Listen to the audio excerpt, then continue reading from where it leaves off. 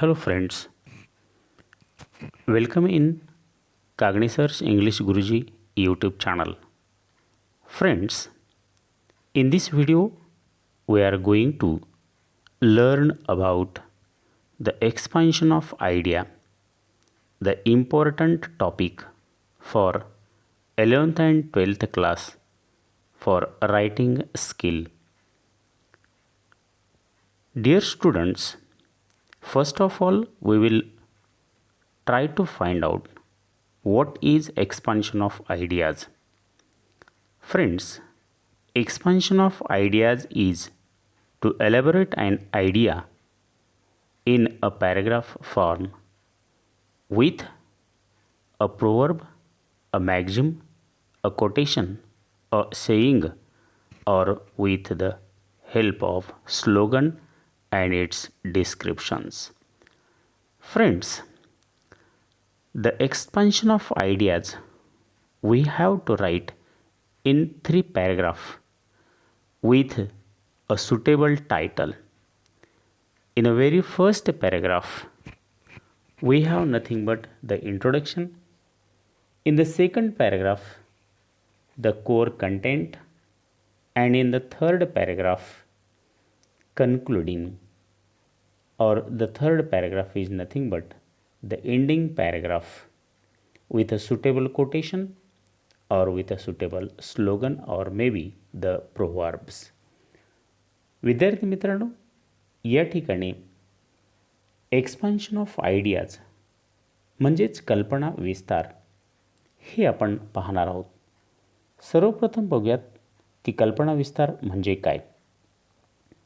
कल्पना विस्तार म्हणजे एखादी कल्पना परिच्छेद स्वरूपात विस्तृतपणे म्हणीच्या साह्याने किंवा योग्य अशा प्रकारच्या वाक्याच्या साह्याने, घोषवाक्याच्या साह्याने संपूर्ण कल्पना परिच्छेद रूपात विस्तृत करणे. आणि विद्यार्थी मित्रांनो, कल्पना विस्तार हे एका आवश्यक अशा प्रकारच्या टायटल म्हणजेच शीर्षक, त्यानंतर पहिला पॅराग्राफ जो असतो, पहिला परिच्छेद ज्याला आपण म्हणूयात, तो प्रस्तावनेचा, दुसरा जो परिच्छेद आहे तो या कल्पना विस्ताराचा मूळगाभा असतो, आणि तिसरा परिच्छेद जो असतो तो याचा शेवट म्हणजे त्याला आपण निष्कर्ष असं म्हटलं तरी चालेल. विद्यार्थी मित्रांनो, या ठिकाणी आपण वेगवेगळ्या अशा प्रकारच्या विषयांवरती 3 उदाहरणं बघणार आहोत की ज्या तीनही उदाहरणांचा एक्सपान्शन ऑफ आयडियाज म्हणजेच कल्पना विस्तार या ठिकाणी मी करण्याचा प्रयत्न केलेला आहे. त्यापैकी 2 हे ब्रेनस्टॉर्मिंग क्वेश्चन्समधलेच उदाहरणं आहेत, तर एक उदाहरण हे एक वेगळं अशा प्रकारचे या ठिकाणी दिलेलं आहे. पहिल्यांदा आपण या ठिकाणी टेक्स्टबुकच्या बाहेरचे एक आयडियल उदाहरण दिलेलं आहे. ते उदाहरण बघूयात की कल्पना विस्तार हा कशा पद्धतीने करावयाचा असतो. विद्यार्थी मित्रांनो, तुम्हालाही परीक्षेमध्ये अशाच पद्धतीने 3 पॅराग्राफ करावयाचे असतात आणि जेणेकरून आदर्श कल्पना विस्तार होईल. चला तर बघूयात आपण कल्पना विस्ताराची 3 वेगवेगळी उदाहरणे. त्यासाठी विद्यार्थी मित्रांनो, हा व्हिडिओ शेवटपर्यंत पहा. त्याचबरोबर आपल्या मित्रांना शेअर करा, लाईक करा आणि चॅनल सबस्क्राईब करा. चला तर आपण बघूयात कल्पना विस्तार म्हणजेच एक्सपान्शन ऑफ आयडिया नेमकी काय आहे आणि कशा पद्धतीने करायचे असते. विद्यार्थी मित्रांनो, पहिलं उदाहरण या ठिकाणी आपण पाहणार आहोत. ते उदाहरण आहे honesty is the best policy. याचा आपल्याला कल्पना विस्तार करायचा आहे आणि हे उदाहरण इथे आपल्याला एक्सप्रेस करत असताना आपण त्याचं कशा पद्धतीने कल्पना विस्तार करायचा आहे ते बघूयात. इथे मी या ठिकाणी 3 पॅराग्राफ दिलेले आहेत. सविस्तरपणे मी वाचेन. तुम्हालाही जर लिहून घेता आलं तर लिहून घ्या आणि अशा पद्धतीचा कल्पना विस्तार आपण परीक्षेमध्ये उत्तराच्या रूपाने आपल्याला लिहायचा असतो. पहिल्यांदा मी टायटल लिहिलेलं आहे आणि त्यानंतर बघा प्रस्तावनेमध्ये काय लिहिलेलं आहे मी इथे वाचतो आहे. विद्यार्थी मित्रांनो, अगदी केअरफुली ऐका आणि सावकाश ऐकत असताना जर तुम्हाला तुमच्या वहीमध्ये लिहून घेता आलं तरीही चालेल. बघा इथे उत्तर अशा पद्धतीचं आपल्याला लिहिता येईल. पहिल्यांदा पहिल्या पॅराग्राफमध्ये प्रस्तावना आहे. Honesty is the best policy is a famous saying said by the Benjamin Franklin. Honesty is considered as the best tool of success in the life, and a famous person said it as a backbone of successful relationship which has capability to form a well-developed society. Without being honest in the life, it becomes very tough to make real and trustworthy friendship of love bond with anyone.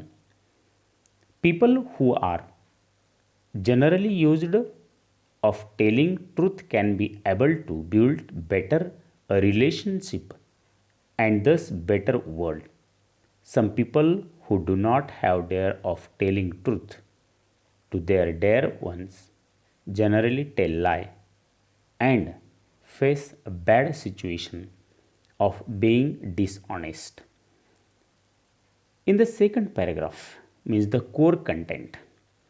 On the other hand, saying truth helps in strengthening our character and make us strong. So, being honest, especially with family, friends, and other loved one, help us a lot in many ways all through the life. Honesty is the most effective tool of protecting the relationship. Let us see in the concluding para, ending para. Telling lies just to save the situation can make the condition more worse. Saying truth always help us to strengthen the character as well as bring confidence within us. There are many bad and good situations in life, and I think almost of all us have been felt that telling truth in our dear ones gives us relief and happiness. So according to this saying, being honest is really being a good human being in life. Friends, in the last, I would like to say, be honest and transparent anyway. विद्यार्थी मित्रांनो, अशा पद्धतीने आपल्याला उत्तर जे काही आहे ते आदर्श अशा प्रकारचं उत्तर राईट करायचं असतं. आपण या ठिकाणी दुसरं एक उदाहरण पाहणार आहोत. बघा, हे दुसरं उदाहरण काय आहे? दुसरं उदाहरण अशा प्रकारचं आहे. A bad workman blame his tool. बघा, इथे आपण सहजतेने मराठीमध्ये म्हणत असतो, नाचता येईना अंगण वाकडे. बघा, इथे ही जी काही म्हण आहे याला आपल्याला कशा पद्धतीने या गोष्टीचा कल्पना विस्तार करायचा आहे. इथे चित्र रूपामध्ये एक चित्र मी दिलेलं आहे की आपल्याला जर एखादं काम करता येत असेल तर आपण आजूबाजूच्या परिस्थितीला एक जबाबदार धरत असतो.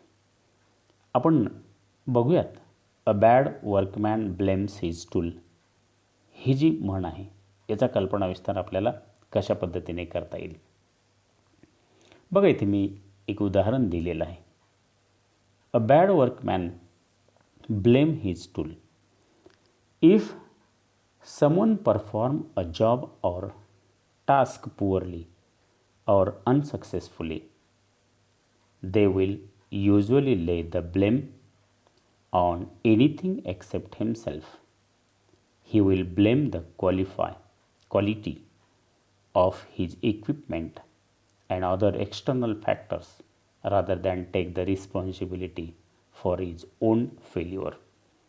बघायचे विद्यार्थी मित्रांनो, आपल्याला जर एखादं काम झालं नसेल तर आपण आजूबाजूच्या परिस्थितीला किंवा आपल्याजवळ असलेल्या साहित्याला दोष देतो. स्वतःच्या केल्या जाणाऱ्या कष्टाला दोष देत नाहीत, कारण ते आपल्याच्यानं होत नसतं. आपण कुठंतरी कमी पडलेला असतो, पण इतर गोष्टीला आपण दोष देत असतो. Student should not behave like a bad workman when they get low grading. It is pointless to blame their teachers and textbooks or pen or notebooks. In fact, a low grade should inspire them to study harder. विद्यार्थीसुद्धा या ठिकाणी अशा पद्धतीने काही विद्यार्थी वागत नाहीत, पण काही जण असं म्हणत असतात, ज्या विद्यार्थ्यांना कमी गुण मिळालेले आहेत ते एकतर शिक्षकाच्या शिकवणीला दोष देतात, माझ्याकडे पुस्तक नव्हतं किंवा माझ्याकडे पेन नव्हती, माझ्याकडे वही नव्हती, अशा गोष्टीला ते दोष देत असतात. परंतु कष्ट करणं ही सगळ्यात महत्त्वाची गोष्ट असते. तिसऱ्या पॅरेग्राफमध्ये आपण बघूयात, a good workman would take full responsibility for any fault and not try to blame his equipment. चांगल्या प्रकारचं काम करणारा व्यक्ती स्वतः जबाबदारी घेतो, स्वतःचे दोष झाकून ठेवतो आणि स्वतःचे दोष जर असतीलच तर ते कमी करून कुठल्याही प्रकारच्या आजूबाजूच्या परिस्थितीला दोष देत नाही, स्वतः कष्ट करतो. He is wise enough to earn from his mistake and improve the quality of his work. स्वतःची चूक तो सुधारत असतो आणि काम चांगल्या पद्धतीने करत असतो. Therefore someone blaming poor work on his or her tools must not vary skill. As we know, a bad dancer blames the floor.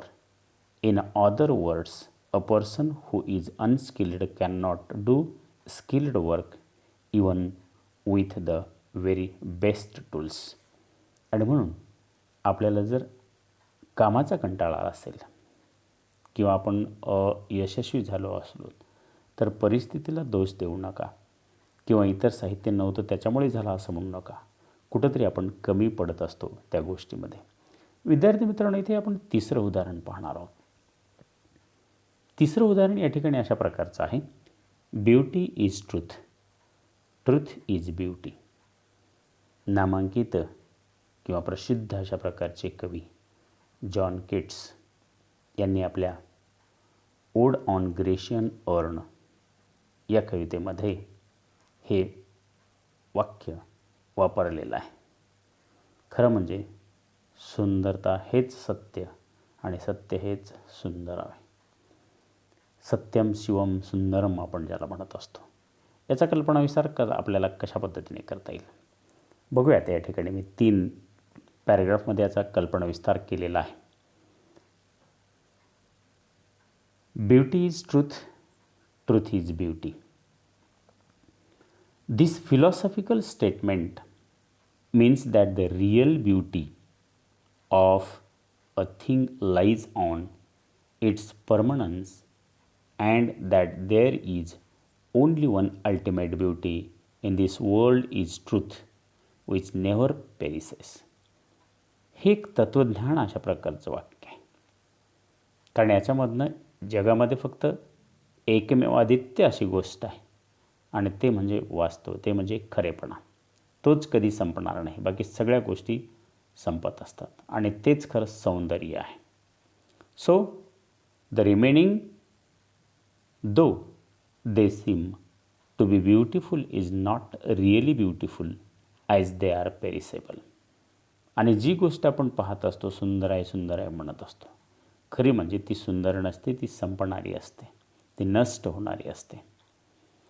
This statement is found in the poem Ode on a Grecian Urn written by John Keats. हे बघा, आपण या ठिकाणी John Keats नावाच्या एका कवीने आपल्या स्वतःच्या ओड ऑन जे ग्रेशियन अर्न या कवितेमध्ये लिहिलेलं आहे. ग्रेशियन अर्न म्हणजे ग्रेशियनमधील एक भांडं, त्याच्यावरती कोरलेलं जे काही एक सौंदर्य होतं इथे एक्सप्रेस मी केलेलं आहे. बघा, he says 2 pictures on the 2 sides of an urn. भांड्यावरती 2 चित्र तो पाहत असतो. On one side there are young lovers and musicians. On the other side, a number of pious people go to make a sacrifice at the green altar.